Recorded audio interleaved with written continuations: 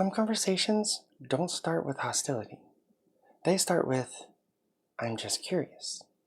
I'm just honestly asking questions. And sometimes that curiosity is real. But other times, the conversation slowly changes shape. Not all at once, little by little, until eventually you realize the goal was never understanding.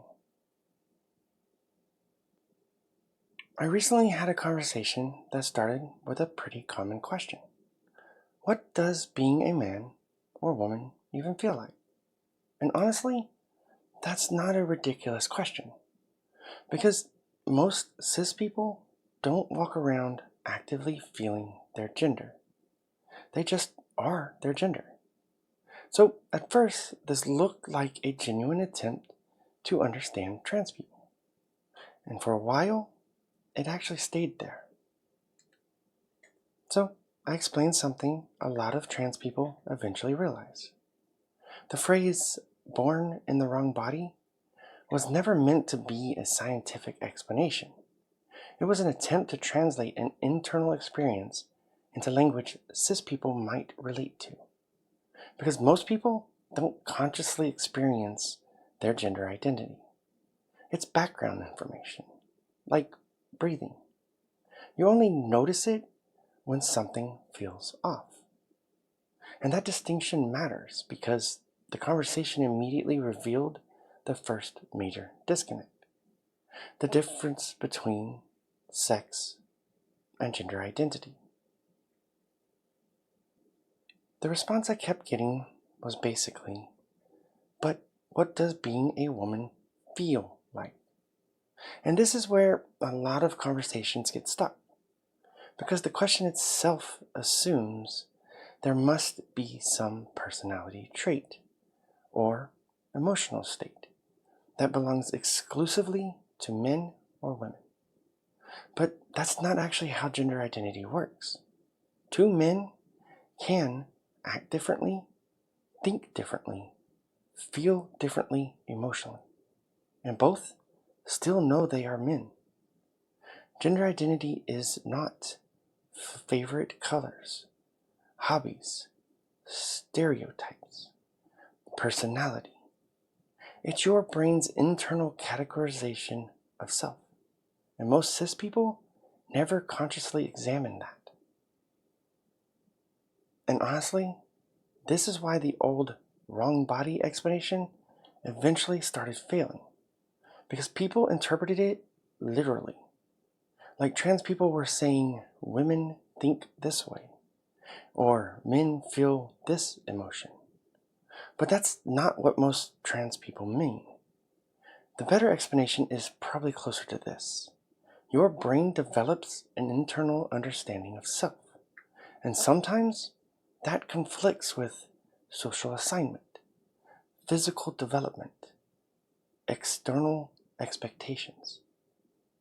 The conflict can create dysphoria, not because someone likes pink or acts masculine, but because identity runs deeper than stereotypes. Now, at this point, the conversation could have stayed philosophical, but it didn't. And this is where the pattern becomes interesting. Because slowly, the topic started changing. First, definitions. Then, body parts. Then, sports. Then, bathrooms. Then, original intent. And this happens constantly in these conversations. What starts as help me understand slowly transforms into justifying exclusion. That shift matters because the framework changed. This is why just asking questions can become complicated. Not because questions are bad. Questions are important. But because sometimes the question isn't actually the destination. It's just the entry point. The real goal is somewhere completely different. And you can usually tell when it happens because no matter what explanation is given, the conversation keeps returning to the same conclusion. Not understanding, not exploration, just reinforcement. That doesn't automatically make someone malicious, but it does reveal that the conversation is no longer exploratory. The biggest tell in this conversation came later. At one point, the argument became women's spaces were created for biological reasons. Sports were always about sex differences. Bathrooms were framed around sex-based separation. Notice what happened. We were no longer discussing identity, dysphoria, internal experiences. Now we were discussing social enforcement, legal categories, exclusionary structures. The conversation had completely changed. And this is the part I think a lot of people miss online. Many debates are not actually about science, philosophy, definitions. They're about which framework society should operate under. That's why people can hear the same information repeatedly and never move.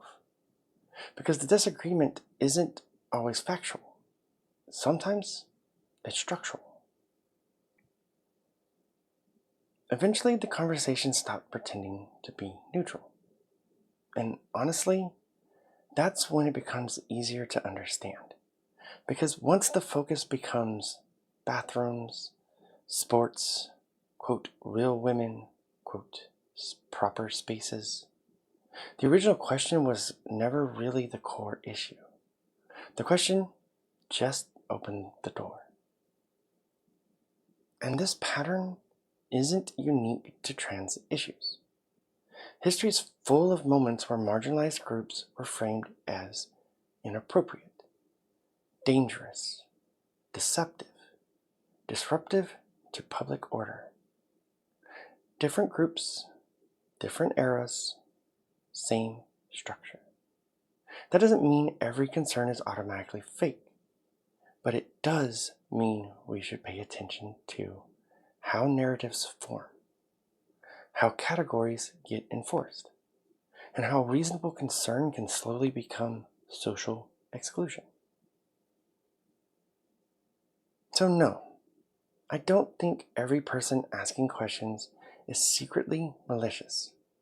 But I do think there's a moment where some conversations stop being about understanding and start becoming about defending a conclusion that already existed.